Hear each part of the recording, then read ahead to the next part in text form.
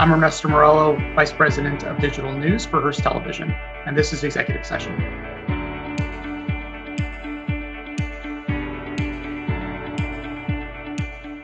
I think so. I think there are a lot of stories, especially in our markets, that don't get the recognition that they should. And the stories that we're telling and the stories that we're selecting for amplification like that are stories that resonate. Even though it's happening in Baltimore, it may apply to somebody in Oklahoma City who has a similar experience. COVID is a great example of that. A lot of the work we've done is around COVID and telling those personal stories of, either overcoming the odds or a personal loss.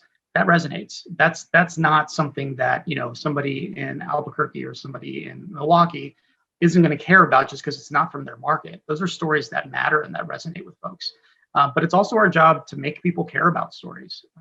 There are times when we have stories in some of our markets that are really important and not getting the national media attention that they should.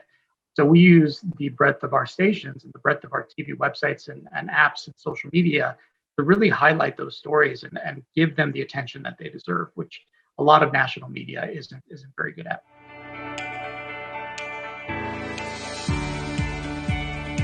Our relationship with social is complicated. Facebook is still the primary social media channel out there that relates to our audience, that corresponds to the audience that we have on television. So that's a good place for us to be. I would say our strategy is to rely less on social media to reach people. We have other means of doing that, and we diversify as much as possible. We don't want to be in the business of being beholden to algorithms. And that's a real challenge when you're talking about Facebook or even Google. You could be putting really great content out there, but people may not be seeing it just because of the way the algorithms work. I think that's always evolving.